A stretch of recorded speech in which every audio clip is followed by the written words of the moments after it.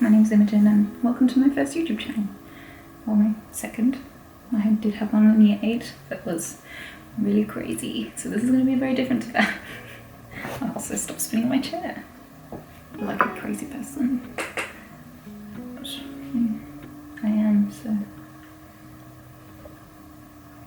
would just be encapsulating who I am as a person anyway. But I feel like probably a bit nauseating to watch as a YouTube video.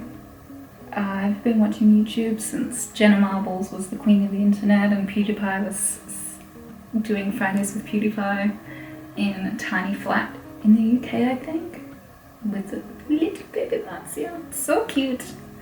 And I've always really wanted to start a YouTube channel that I uploaded things to and documented my life with, but it never really felt like the right time. I felt like I needed to get a better camera, new skills. I really felt like I needed to, I don't know, be someone else. I also wasn't my truest self. I worked out that I was a lesbian when I was 24, and throughout my life I had been dating men. I spent a lot of time shoving my emotions down, and I think that if I was trying to tell the internet what I was doing, it would have been really difficult to be authentic to the camera and to everyone else. So I think this is why it's just taken me so long to get to here. Also, I was not a very confident person. I didn't have a lot of belief in myself, and I was very shy and felt like if I put myself out there I wouldn't be accepted. And now feels like the right time.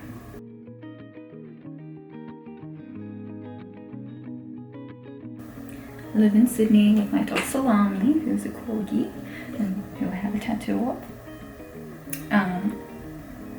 She's 4.5, and honestly the reason I'm still alive. My girlfriend Emma, who is just the sweetest, most delightful human in the world.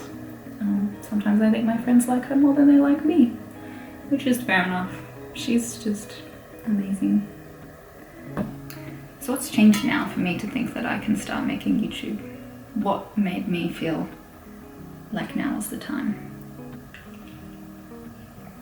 Firstly, about a year ago I was diagnosed with borderline personality disorder, BPD, which, you know, I'm still really lost with that, even a year in, but I've definitely made a lot of progress. With the diagnosis comes a lot of work, like just so much. And a lot of the work is just like really fun things like sitting in your distress, being really sad. Don't push those feelings away. Just really nice things that you want to hear about when you're having a sad period. Part of BPD is also depression, and it's one of the hardest bits. I'm exposing myself to so many thoughts that I had tried to keep buried and which have exacerbated my borderline personality disorder and just made it worse and worse. I'm going to say BPD from now on. I don't know why I keep saying the whole word, but yeah, the depression is one of the hardest bits. Not wanting to be alive and forcing yourself to put in work to make yourself better. It's very contradictory.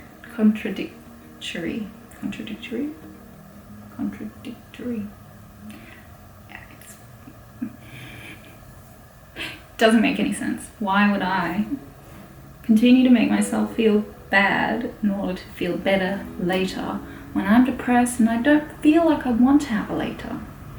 So it's not very motivating, but that's where YouTube comes in. I've recently started reading The Artist's Way. I've always been a creative person, but I have been really struggling in the last few years to pick up a pen to do any drawing, pick up a paintbrush, pick up my camera, do some writing, and I think a lot of that is stuck in with the want to keep my emotions down. Without your emotion, you have nothing to create from. You're stuck in that empty hollowness, and you just want to fill it with easy good times, the same TV shows again and again, TikTok, Instagram Reels, honestly, just anything.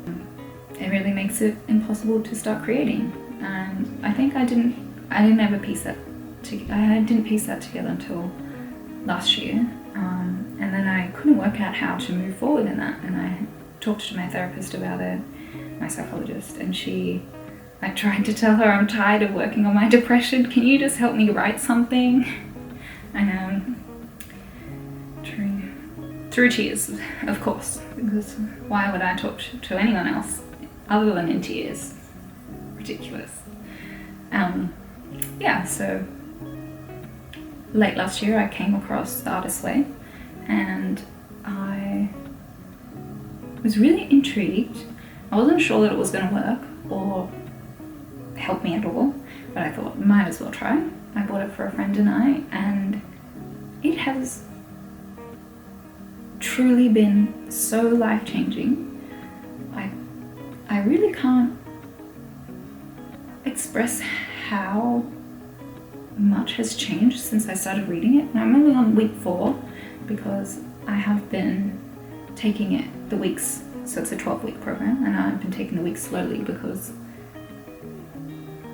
of my mental health. I'm trying to look after the fact that I know I don't have the capacity that a lot of people have, and that this program wasn't designed for people who have this much complex mental illness. So I'm taking it in the kindest way I can, and I'm building into the structure of the program kindness to myself and allowing myself to step back when I need to. And I think that's really important in any kind of journey, in any kind of anything, especially bettering yourself. You're never going to get anywhere if you're talking down to yourself as you try something new. The focus on healing my creative self rather than healing my BPD self has, even though it feels very similar, The Artist's Way is very much like a course of psychology. Having that alongside therapy has been really, really good. A different way of looking and approaching the parts of me that need to be better, not need to be better, that can be better to make me a happier person. It's been really beneficial, and it's why I'm here filming this video. What do I want to share on my channel? Like quite a lot of things. I have a very rich life outside of work, and also a rich life inside of work. I also have a second job, apart from my full-time job as a data analyst. I work at a bookshop and I run the events, and it is the most wholesome and delightful thing you've ever seen. There's no going to one of these book launches and thinking, it's just, everything about it is purest humanity. People are launching a book that they've worked so hard on, and the people that turn up are going there for that book. No one's having a bad time. It's just the most fulfilling thing for my days, and the fact that I get paid for it is just such a treat. And I really like to share vlogs of things like that. I've been doing a lot of work on mindfulness and noticing beautiful things around me, and I think that I do a really good job of that. I'd like to share some of that as well. Cooking, essays. I am a prolific reader, and I've been writing reviews of my books, of the books that I've read, as a monthly recap of what am I reading, and I'd love to do a video form of that, as well as possible makeup get ready with me style things. I'm not wearing makeup for this video, but that's more because as someone with mental illness, I thought that putting the pressure on my first video, if I turn up here with a full face of makeup, I'm gonna feel the expectation that I need to be beautiful as I can be for each video, and that is just not sustainable if I'm not feeling well that day. So I want to set the intention, or set the, what's the word? Set the standard? I don't know. Editing me is gonna put it on the, right here. Yeah, so I want to make sure that I'm not feeling like I have to have my makeup, have to be my most beautiful self for a video. Yeah, so that's kind of sort of what I wanted to start on. There's just so much that I'm excited to share.